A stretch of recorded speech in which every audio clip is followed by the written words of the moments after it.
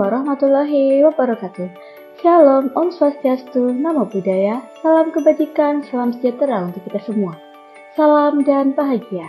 Berikut adalah video pemaparan hasil analisis implementasi pembelajaran berdiferensiasi modul 2.1 pembelajaran untuk memenuhi kebutuhan belajar murid. Berikut adalah anggota kelompok kami, yaitu Poppy Rizky Paramita, Ani Fadilah, dan Indra Perdana Saputra. Pada kasus 1 disajikan kasus implementasi pembelajaran berdiferensiasi yang dilakukan oleh Pak Dermawan. Pak Dermawan adalah guru sekolah dasar. Ia akan mengajar minggu depan tentang sistem organ tubuh manusia, yaitu organ pencernaan. Saat merencanakan pembelajaran, Pak Dermawan mempersiapkan beberapa sumber belajar yang menurutnya akan membantu murid-muridnya belajar sesuai dengan kebutuhannya. Sumber belajar yang ia siapkan yaitu 1. Sebuah poster diagram yang menunjukkan bagian-bagian organ pencernaan yang dipinjam dari perpustakaan. 2. Berbagai bacaan yang memuat pembahasan tentang bagaimana organ pencernaan bekerja dari beberapa sumber. Ada yang berupa buku bacaan dengan tingkat kesulitan berbeda, lalu artikel yang diambil dari majalah anak, dan komik sains milik salah satu muridnya. Di kelas, Pak Dermawan tidak memiliki komputer, tetapi Pak Dermawan tetap mencoba mengunduh lewat HP-nya sebuah video singkat yang menjelaskan tentang bagaimana organ pencernaan bekerja. Video ini kemudian ia tonton sebelumnya, dan kemudian ia simpan di handphone tersebut. Rencananya, ia akan menunjukkan video itu melalui handphone jika ada murid yang masih membutuhkan bantuan lebih. Pak Dermawan juga membuat kartu-kartu pertanyaan yang dapat digunakan untuk membantu murid mengkonstruksi sendiri pemahaman mereka tentang cara kerja sistem organ pencernaan. Kemudian, Pak Dermawan mempersiapkan daftar kegiatan lengkap dengan instruksinya. Misalkan membaca buku, mengamati poster diagram, mewawancarai petugas UKS, atau menjawab kartu-kartu pertanyaan. Aktivitas-aktivitas tersebut walaupun berbeda, namun semua bertujuan agar murid memahami cara kerja sistem pencernaan. Pak Dermawan pun siap mengajar. Di awal pembelajaran, Pak Dermawan memberikan penjelasan kepada semua murid yang ada di kelas tentang tujuan pembelajaran dan konsep kunci yang ia ingin anak kuasai. Lewat proses tanya jawab dan contoh-contoh, ia juga memastikan bahwa muridnya memahami apa yang dimaksud dengan sistem. Setelah itu, ia meminta muridnya untuk bekerja dalam kelompok. Untuk penugasan kali ini, Pak Dermawan telah mengelompokkan murid berdasarkan tingkat kemampuan membaca. Hal ini dilakukan karena tugas pertama yang harus dilakukan oleh setiap kelompok adalah membaca materi bacaan terlebih dahulu. Pak Dermawan menjelaskan pada murid-muridnya bahwa dalam satu minggu tersebut, setiap kelompok akan mendapatkan target untuk menyelesaikan kegiatan yang telah disiapkan oleh Pak Dermawan. Keputusan tentang kegiatan mana yang ingin dilakukan lebih dulu diserahkan sepenuhnya kepada murid. Yang jelas, mereka diberikan kesempatan melakukan kegiatan-kegiatan tersebut pada saat pembelajaran IPA di minggu tersebut. Selama proses murid melakukan kegiatan, Pak Dermawan memastikan ia mengobservasi dan memantau pemahaman murid-muridnya. Ia mendatangi tiap kelompok, mengajukan pertanyaan dan memberi pertanyaan lanjutan kepada murid-murid yang memerlukan bantuan atau perlu diberikan tantangan lebih. Ia membantu menunjukkan videonya lewat HP-nya kepada beberapa anak yang tampak masih kesulitan. Ia juga membantu mereka memahami konsep-konsep kunci dengan kata-kata sederhana yang display di kelas. Pak Dermawan juga membuat catatan-catatan penilaian selama proses ini. Setiap jawaban murid, pertanyaan murid ia perhatikan lagi. Ia gunakan informasi ini untuk menyesuaikan tingkat bantuan yang ia berikan kepada murid. Pak Dermawan kemudian melakukan penilaian untuk mengetahui sejauh mana murid-muridnya memahami materi tersebut. Ia melakukan penilaian dengan tier assessment. Untuk murid-murid yang kemampuannya kurang, ia menugaskan untuk menjelaskan alur pencernaan dalam sebuah diagram alur sederhana. Dan untuk murid-murid dengan kemampuan sedang, ia meminta mereka membuat sebuah cerita narasi tentang alur pencernaan dengan kosakata yang lebih bervariasi. Sedangkan untuk murid-murid yang dengan kemampuan tinggi, ia meminta mereka untuk membuat sebuah cerita kreatif dari perspektif seorang makanan yang menarasikan alur pencernaan. Melalui tugas ini, penyusunan kalimat dan pemilihan kosakata yang digunakan tentunya jauh lebih sulit. Apakah kebutuhan belajar murid yang berusaha dipenuhi oleh guru tersebut? Kebutuhan murid yang berusaha dipenuhi oleh guru tersebut yaitu terdiri dari 3 aspek. Yang pertama, kesiapan belajar, minat belajar, dan profil belajar. Pengertian dari kesiapan belajar di sini adalah sejauh mana kemampuan pengetahuan dan keterampilan peserta didik dalam mencapai tujuan pembelajaran. Di sini Pak Dermawan melakukan beberapa hal berikut yaitu yang pertama, Pak Dermawan membuat kartu-kartu pertanyaan yang dapat digunakan untuk membantu murid mengkonstruksikan pemahaman mereka tentang cara kerja sistem organ pencernaan. 2. Pak Dermawan mempersiapkan beberapa buku bacaan dengan tingkat kesulitan yang berbeda-beda dan mempersiapkan sumber belajar berupa sumber bacaan, misalkan poster, comic sans, dan buku atau video. Yang ketiga, mengetahui pengetahuan awal siswa lewat proses tanya jawab dan contoh-contoh. Ia juga memastikan bahwa murid-muridnya memahami apa yang disebut dengan sistem. Kebutuhan murid selanjutnya adalah minat belajar. Minat belajar memiliki peranan yang besar untuk menjadi motivator dalam belajar. Guru dapat menanyakan kepada para peserta didik apa yang mereka minati, yang mereka sukai atau hobi atau pelajaran yang disukai. Kemudian, Pak Darmawan memberikan kebebasan pada setiap kelompok untuk memilih kegiatan yang telah dipersiapkan. Kemudian Pak Darmawan juga mempersiapkan kegiatan yang sesuai dengan minat murid-muridnya. Misalnya, ada anak yang suka membaca, maka membaca buku, artikel, komik tentang sistem pencernaan. Kemudian yang memiliki minat dalam hal berinteraksi bisa mewawancarai petugas UKS. Selanjutnya, kebutuhan murid yang kedua adalah profil belajar. Profil belajar peserta didik mengacu pada pendekatan atau bagaimana cara yang paling disenangi peserta didik agar mereka dapat memahami pelajaran dengan baik. Ada yang senang belajar dalam kelompok besar, ada yang senang berpasangan atau kelompok kecil, atau ada juga yang senang belajar sendiri.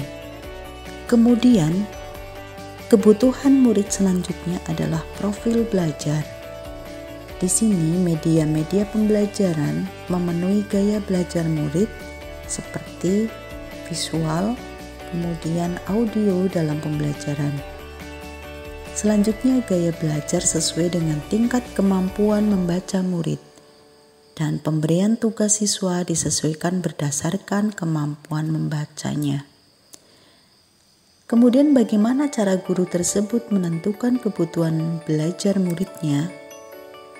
Yang pertama adalah kesiapan belajar. Di awal pembelajaran, Pak Darmawan melakukan dengan cara melihat tujuan pembelajaran dan konsep kunci yang ia ingin anak-anak kuasai. Selanjutnya mengobservasi kemampuan belajar murid dan melakukan pemetaan atau pengelompokan murid berdasarkan tingkat kemampuan membaca atau menyesuaikan teks yang dibaca tiap kelompok dengan kemampuan membaca mereka. Yang kedua adalah minat belajar. Pak Darmawan menjelaskan pada murid-muridnya bahwa dalam 1 minggu tersebut, setiap kelompok akan mendapat target untuk menyelesaikan kegiatan yang telah disiapkan oleh Pak Darmawan tersebut. Keputusan tentang kegiatan mana yang ingin dilakukan lebih dulu diserahkan sepenuhnya kepada murid. Yang jelas mereka diberikan kesempatan melakukan kegiatan-kegiatan tersebut pada saat jam pelajaran IPA di minggu tersebut. Kebutuhan belajar murid yang ketiga adalah profil belajar, di mana Pak Darmawan mempersiapkan sumber belajar yang variatif yang menurutnya akan membantu murid-muridnya belajar sesuai kebutuhannya. Di antaranya adalah adanya poster diagram, kemudian beberapa buku bacaan dengan tingkat kesulitan berbeda-beda, artikel dan komik sains. Preferensi gaya belajar.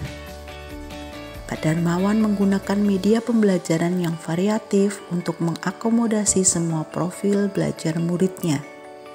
Ada gaya belajar visual, di mana penggunaan poster, buku bacaan, artikel dan komik, serta menyiapkan video tentang sistem organ pencernaan. Kemudian dalam melayani murid yang gaya belajarnya audio, Pak Darmawan menyiapkan video tentang sistem organ pencernaan. Dan bagi siswanya yang memiliki gaya belajar kinestetik, disuruh mewawancarai petugas UKS. Selanjutnya, strategi pembelajaran berdiferensi apa yang digunakan? Pak Darmawan menggunakan 3 strategi, yaitu yang pertama adalah diferensiasi konten, kemudian diferensiasi proses, dan diferensiasi produk. 1. Diferensiasi konten.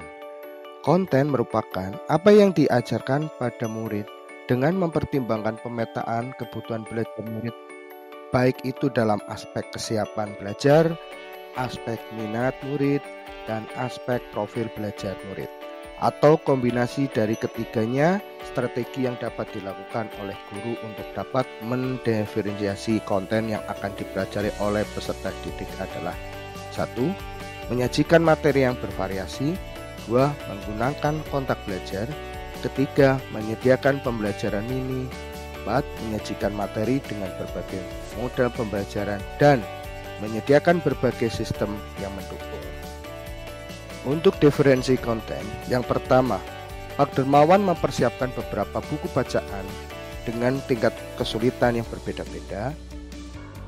Mempersiapkan sumber belajar berupa sumber bacaan, misalnya poster, komik, sains, buku atau artikel, kartu-kartu pertanyaan, dan video. Yang kedua, diferensiasi proses. Pak Darmawan memberikan penjelasan kepada semua murid yang ada di kelasnya tentang tujuan pembelajaran dan kunci yang dia ingin anak-anak kuasai. Lewat proses tanya jawab dan contoh-contoh, dia juga memastikan bahwa murid-muridnya memahami apa yang dimaksud dengan sistem organ pencernaan manusia. Pak Darmawan telah mengelompokkan murid berdasarkan tingkat kemampuan murid membaca. Hal ini karena tugas pertama yang harus dilakukan oleh setiap kelompok adalah membaca materi bacaan terlebih dahulu. Pak Darmawan menyesuaikan teks yang dibaca tiap kelompok dengan kemampuan membaca teks mereka. Yang selanjutnya, diferensiasi proses. Pak Darmawan memastikan ia mengobservasi dan memantau pemahaman murid-muridnya. Ia mendatangi setiap kelompok, mengajukan pertanyaan, dan memberi pertanyaan lanjutan kepada murid-murid yang memerlukan bantuan atau perlu diberikan tantangan lebih. Misalnya, dengan menunjukkan video lewat handphonenya kepada beberapa murid yang tampak masih kesulitan. Pak Darmawan juga membuat catatan-catatan penilaian selama proses ini.